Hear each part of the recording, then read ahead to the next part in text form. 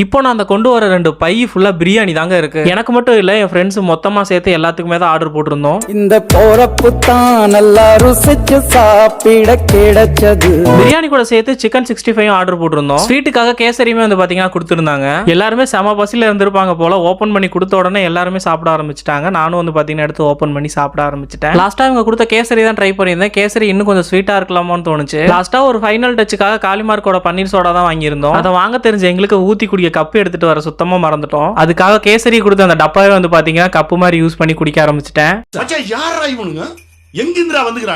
நான் லாஸ்ட் வீடியோலமே இதுதான் சொல்லியிருக்கேன், நம்ம சாப்பிட்ட இடத்த எப்போதுமே கிளீன் அண்ட் நீட்டா மெயின்டைன் பண்ணணும்னு சொல்லிட்டு. அதே மாதிரி இன்னைக்கு வந்து பாத்தீங்கன்னா நாங்க சாப்பிட்ட இடத்துல ஒரு பருக்க கூட இல்லாம நீட்டா கிளீன் பண்ணி எடுத்து வச்சுட்டு வந்தோம். இப்போ நீங்க மைண்ட்ல நினைக்கிறது எனக்கு நல்லாவே கேக்குது. இவ்வளவு சொல்ற நீ ஏன்டா சிந்தாம சாப்பிட்டுருக்கலாமே அப்படின்னு. நம்ம தனியா சாப்பிட்றதுக்கும் 10 பேர் கூட சேர்ந்து சாப்பிட்றதுக்கும் ரொம்ப நேரம் வித்தியாசம் இருக்கு. அது எப்படி இருந்தாலும் சாப்பாடு வந்து சிந்ததான் செய்யும். நான் தனியா சாப்பிட்டாலும் சரி, இல்ல 10 பேர் கூட சேர்ந்து சாப்பிட்டாலும் சரி, நான் சாப்பிட்ற இடத்த எப்போதுமே கிளீன் அண்ட் நீட்டா மெயின்டைன் பண்ணுவேன்.